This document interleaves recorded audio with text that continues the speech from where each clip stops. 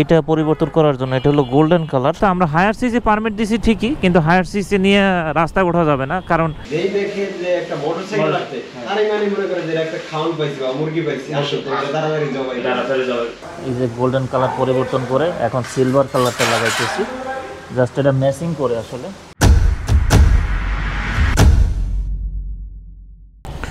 সুপ্রিয় দর্শক, এই হলো নারায়ণগঞ্জের সিটি কর্পোরেশন। এখন রাইড করতেছি নারায়ণগঞ্জের সিটিতে। 30 কিলোমিটারে বাইক রাইড করব, দেখি যে কি অবস্থা, আপনাদের একটু দেখাই 30 কিলোমিটারে বাইক রাইড করে বা কীরকম কি এখন যে বর্তমানে যে নিয়মগুলো চালু করতেছে, আসলে যে তাদের যে এই নিয়মকানুনগুলো কে চালু করতেছে, কে যে এইগুলা বের করতেছে, এরকম একটা বিজ্ঞানী অন্য সব দেশে হইলে তারে মাথায় করে রাখতো। আসলে আমাদের যে বাংলাদেশে যারা আছে এরা তো কেউ তাদের গুরুত্ব দেয় না, এই জন্য তারা মাঝে মাঝে এইরকম নিয়মকানুনগুলো তৈরি করে, যার কারণে তারা একটু ফেমাস হতে চায় বা সামনাসামনি আসার জন্য এই সব কাহিনীগুলো করে। আমি 30-এ টানতেছি, অটো গাড়িও 30-এ টানতেছে। এখন দেখতেছি ভবিষ্যতে আমার অটো গাড়ির সাইড দিয়ে আমার চালাইতে হবে। অটো গাড়ি কিন্তু আমার সাইডে চলে গেছে, এখন আমি তাদের পিছে পিছে চালাইতেছি, তা 32-33 উঠে যাইতেছে। হায়ার সিসি গাড়ি নাও হোক, মোটামুটি তো কাছাকাছি আছে, এই জন্য একটু টান দিলে উঠে যায়।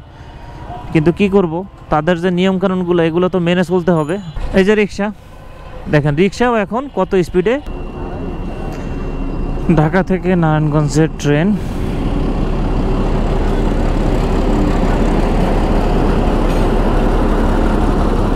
একটা পার্সের জন্য বের হয়েছে আজকে, দেখি সেইটা পাওয়া যায় কিনা।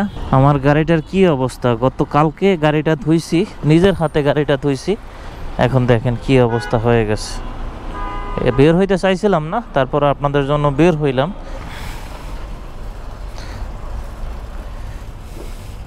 বিশেষ করে এখানে আসছিলাম এইটা পরিবর্তন করার জন্য। এটা হলো গোল্ডেন কালার, আর আমি চাইছিলাম সিলভার কালার, যেহেতু আমার বাইকটা সিলভার কালার, একটু ম্যাচিং করে। তখন আসলে সিলভার কালারটা পাই নাই, অন্য আরেক জায়গায় গিয়ে দেখি সেখানে সিলভার কালারটা পাই কিনা।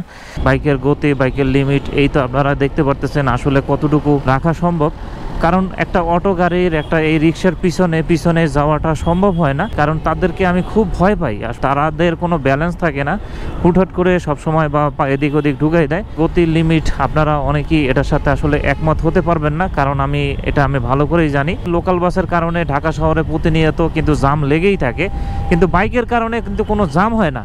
তারপরও বাইকের প্রতি যে তাদের এত একটা ক্ষোভ, আমরা হলো ঘরের মেইন দরজা বন্ধ করে জানালা খোলা রাখি যাতে ভিতরে মানুষ ঢুকতে পারে, প্রবেশ করতে পারে। তো আমরা হায়ার সিসি পারমিট দিছি ঠিকই, কিন্তু হায়ার সিসি নিয়ে রাস্তায় ওঠা যাবে না, কারণ এই যে 30 গতি, 60 গতি, 80 গতি এগুলা মানা কোনোভাবেই সম্ভব না। আমি আসছি জাফর ভাইয়ের কাছে, দেখি জাফর ভাইকে পাই কিনা। তার আগে ছোট্ট একটা কাজ করতে হবে আমার। আসসালামু আলাইকুম। সুপ্রিয় দর্শক, চলে আসলাম জাফর ভাইয়ের এখানে। বিআরটিএ থেকে যে বাইকের যে একটা গতি নির্ধারণ করা হয়েছে, এই বিষয়ে যে আমাদের যে জাফর ভাই অভিজ্ঞ যে লোক আছে, তার মাধ্যমে বিষয়টা একটু জানার চেষ্টা করব। আসলে যে এইসব যে গতি বা এইসব জিনিসগুলো যারা তৈরি করে, তারা যে কি জন্য এইগুলা তৈরি করে আর কেন করে। যাই হোক, জাফর ভাইয়ের সাথে এ বিষয়ে একটু কথা বলি, আপনারাও বিষয়টা বুঝতে পারবেন। আসসালামু আলাইকুম ভাইজান। বিআরটিএ থেকে যে গতি নির্ধারণ করা হলো বাইকের, এই যে সিটিতে 30 আর এক্সপ্রেসওয়েতে সর্বোচ্চ 60, এন্ড বাইকের যে এই গতিটা আপনি কি রকম মনে করেন বা কি মনে করেন? গতি নির্ধারণ করাটা, যেমন সিটিতে 30 দিচ্ছে, এটা একটা খুবই হাস্যকর বিষয়।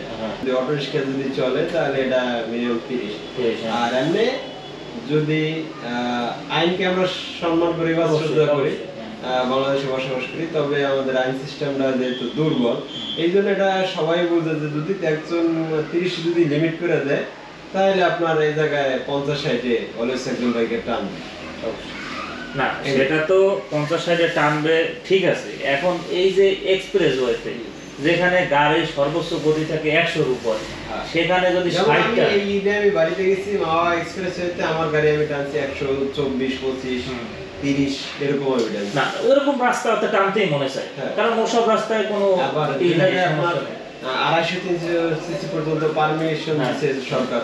একটা 250-300 সিসি বাইকে যদি আপনার 30 দেন, তাহলে ফার্স্ট গিয়ারে আপনার 90-100 উঠে যায়। তো এই সব গাড়ি মনে করেন আমাদের এইতে লাভ কি? এই পারমিট দিয়ে তো লাভ। এটা হলো একটা মানে পুলিশের আলাদা একটা ইনকামের সোর্স বাড়ায়। ইনকামের সোর্স, তারপর এই যে বিএটি তে যারা কাজ করে আসলে তাদের মাথায় যে কি আছে, সারা বিশ্বে এত ইঞ্জিনিয়ার, এত এই যে জাপানিজ যে তারা আছে, তারা এই যে বাইকগুলো তৈরি করে এত টেকনোলজি দিয়ে, আর আমাদের বাংলাদেশে আজ পর্যন্ত টেকনোলজি তো দূরের কথা, তারা আরো এটারে কত পরিমাণ মানে নিচু ডাবাইতে পারে বা নিচু নামাইতে চেষ্টা করতেছে। যে সহনীয় না, কারণ হলো যে একটা কথাই যে বারবার যে যে জায়গায় আমাদের গাড়ি হায়ার সিসি বাইকের পারমিশন দিচ্ছে বা অনেক গাড়ি লঞ্চ করছে, তো সে গাড়ি একটা গাড়িতে আপনার ফার্স্ট গিয়ারে 50-60 অলওয়েজ রিড হবে অবশ্যই। তাই এইটা আপনার গতিবিধি যদি 30 চালানোর জন্য বলে, তা আমার যেমন এখন রাস্তা আমার ফাঁকা আছে, এখন আমার সরকার নির্ধারিত করে দিচ্ছে, রোডে লিখে সাইনেজ দিয়ে দিচ্ছে যে জায়গায় 30 টানতে হবে। 30 টানলে আমার ঘন্টায় 30 কিলোমিটার পথ, আচ্ছা। এটা অনেক লং টাইম হয়ে যেতেছে। আমার এক পরিচিত লোক আছে ঢাকা থেকে, নারায়ণগঞ্জ থেকে ঢাকা চাকরি করে, তা সে যদি 30-এ টাইনা যায় বা 50 বা 30 যদি সে টাইনা যায়, তাহলে তো তার ফজরে নামাজ পড়ে বেরোতে হবে, এরপর ধীরে ধীরে যাইতে হবে। আমি আজকে আসার সময় 30 গতিতে একটু চালাই দেখছিলাম, তা 30 একটা সামান্য অটো গাড়ি, রিক্সা গাড়ি, তারও 30-এর বেশি থাকে, তাদের স্পিডটাও 30-এর বেশি থাকে। তবে আর আমি তারা সরকারকে একটা অনুরোধ করতে পারি যে লিমিট বা এই নির্ধারণ করা এগুলো তো আর আমরা পারবো না, যে আপনারা বাস সেক্টরটা যেমন অনেক জায়গায় জ্যাম আইয়া লাগাই রাখে সাইডে, মোটরসাইকেলের কারণে কোনো জ্যাম হয় না। জ্যাম হয় না। আজ পর্যন্ত আমি এটা দেখিও না, যেহেতু এতদিন ধরে বাইক চালাইতেছি। আর দেখেন আপনার এর একটা মজার বিষয়, আপনার রিস্কা হাজার হাজার দেখবেন যে উল্টো পথে যাইতে আছে, আইতে আছে, এখানে কোনো কথা নাই। যেই দেখেন যে একটা মোটরসাইকেল আছে, তারই মানে মনে করে যে একটা খাওয়ান পাইছি বা মুরগি পাইছি, আসো তো তাড়াতাড়ি জবাই বিএফটি এর টাকা দিয়ে, সরকারের টাকা দিয়ে, ট্যাক্স টোকেন দিয়ে, তারপর যারা বাইক ইম্পোর্ট করে, তারা কিন্তু অন্য সব দেশের থেকে বাইকে বা গাড়ির কিন্তু বেশি, ভ্যাট বেশি, সেটা কিন্তু তারা ঠিকই নিতেছে, তারা সব দিকে বেশি। আপনার এই যে গাড়ি ইম্পোর্টের ক্ষেত্রে ট্যাক্স অনেক পরিমাণ বেশি আসে অন্য দেশের তুলনায় বাংলাদেশের ট্যাক্স অনেক বেশি। সেক্ষেত্রেও কিন্তু তারা কোনোটা ছাড় দিতেছে না। এখন এইটা আমি আসলে মনে করি যেটা যে সরকারের আসলে একটা বদনাম করার বিষয়, এখানে সরকারও এখানে ইনভলভ না, কিন্তু কিছু কিছু মানুষের কারণে সরকারের বদনাম হইতেছে। এত সুন্দর টেকনোলজি আমাদের বর্তমান বাইকগুলা, আগের বাইকের থেকে কিন্তু অনেক কিছু আপডেট করা হয়েছে, অনেক আপডেট করা হয়েছে। আপনি এই যে এবিএস সিস্টেম ব্রেকিং, এটা কিন্তু এয়ারপ্লেনে ব্যবহার করতে আগে আমি একটা যতটুকু নিয়ে সেইটা এখন ফার্স্ট এবিএস সিস্টেমটা মানে অ্যাপ্লাই করা হয়েছে বিমান থেকে, তারপর বিভিন্ন ক্যাটাগরি থেকে আস্তে আস্তে এখন বাইকে চলে আসছে। এরপর আর কি আপডেট করবে, এবং BS6 আমাদের যে পরিবেশ বান্ধব দূষণের ক্ষেত্রে আপনার BS6 ব্যবহার করতেছে, যে জায়গা আগে আপনার বাংলাদেশে চলতো টু স্ট্রোক গাড়িগুলো, যেগুলো পরিবেশ অনেক সমস্যা হচ্ছে, সেক্ষেত্রে এখন মনে করেন আপনার এটা BS6 নিয়ে আসছে, পরিবেশটা কত দিকে যে গতিসীমা কমাই দেওয়া।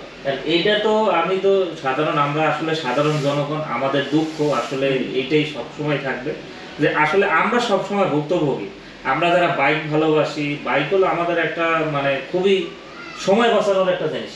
বাইরের কান্ট্রিতে কিন্তু বাইক তারা কিন্তু খুব ভালোবাসে, কারণ বাইক কিন্তু সময়ের কারণে সময়টা খুব কম লাগে। আমরা তো হিসাব করে যেমন কয়েক কিলোমিটার, 10 কিলোমিটার, 20 কিলোমিটার, 50 কিলোমিটার, সর্বোচ্চ যদি আমরা ট্যুরে টার্গেট করি তাহলে 100-200 কিলোমিটার টার্গেট।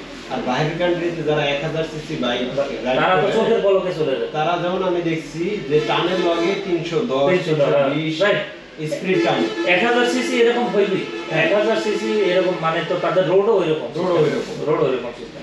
এই জায়গায় মনে করেন বাংলাদেশে আপনি এক্সপ্রেসওয়ে তৈরি কইরা যে আপনার এই জায়গায় 50 গতিসীমা ধরে একবার খুবই হাস্যকর। তবে হাস্যকর ছাড়া আসলে আর কোন এক্সপ্রেসওয়েতে আপনি 50 এ গাড়ি চালাবেন, এটা কোনো আপনার এক্সপ্রেসওয়েতে কোনো পুলিশ বসতে পারবে না, কোনো ট্রাফিক বসতে পারবে না, আপনি এই জায়গায় লেন বাই লেন গাড়ি চালাইতে থাকবেন। তাছাড়া এক্সপ্রেসওয়েতে কোনো লিমিটও থাকে না, সেখানে যা যেরকম লিমিট মানে যেরকম দরকার সেরকমই টানতে পারবে, কিন্তু সেখানেও পুলিশ বসাইয়া লিমিট বন্ধ করা হইতেছে, পুলিশ স্পিড গান নিয়ে বসে থাকে। একদিন একটা ইতে দেখছি আপনার ওই যে এই এক্সপ্রেসওয়েতে আপনার এক এসআই বসা, সে নিজেই জানে না যে এক্সপ্রেসওয়েতে বসা যাবে কিনা বা কাগজ চেক করা যাবে কিনা, সে জায়গায় বসে লিমিট চেক করবে না। এটা আমি নিজেও চোখেও দেখছি, বেশ কয়েকটা ভিডিওতেও দেখছি, ব্লগেও দেখছি যে তারা আসলে এখন বর্তমানে এইগুলা চলতেছে। যাই হোক, এই যে স্পিড লিমিট বা এইসব জিনিস, এগুলো আসলে হয়তো বা কোনো মানুষের কারণে হইতেছে, এগুলো সরকারও হয়তো বা আমার মানে আমার যতটুকু বিশ্বাস মানে সরকার এতে করবে না, কারণ কি এইসব লিমিট নিয়ে যদি চালায় তাহলে রাস্তাঘাটে জ্যাম আরো বেশি হয়ে যাবে। আমার জ্যাম নিরসনের আপনার গাড়ি তো ওইভাবে কেউ চালাবে না। না, বাংলাদেশ মানে আপনার টাকা দিলে সমস্যা সমাধান হয়। আপনার 30-এ যদি স্পিড লিমিট দিয়া যেটা একটা ইনকামের আর একটা বাড়তি সোর্স খুলে দাও, 30-এর থেকে তুমি 50 আসছো, ফাইন দাও। একটা গাড়ি টানের লগে আপনার 50 উঠে যাবে, অটো উঠে যাবে। হ্যাঁ, অটো উঠে যাবে টানের লগে।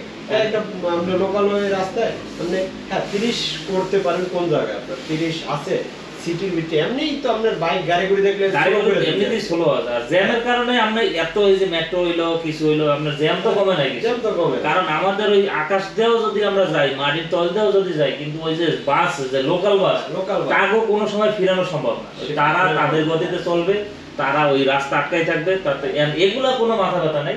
মাথা ব্যথা হইলো এই বাইক, মোটরসাইকেল, যেগুলো দিয়ে মানুষ সময় বাঁচায়, মানুষ কাজের প্রতি বেশি আগ্রহ হয়, মানে খুব কম সময়ের মধ্যে একটা তার কর্মস্থলে পৌঁছাতে পারে। এখন সেই জিনিসের উপরে তারা এই মানে আরোপগুলা মানে ডিস্টার্বগুলা বানাইতেছে। আসলে যাই হোক, আসলে এইসব বিষয়ে আমরা হলো ক্ষুদ্র মানুষ, অনেক বড় বড় কথা বলে ফেলছি এসব বিষয়ে। যারা আসলে আপনারাই ভালো করে জানেন এইসব গতির প্রতি আপনারা কতটা শ্রদ্ধাশীল।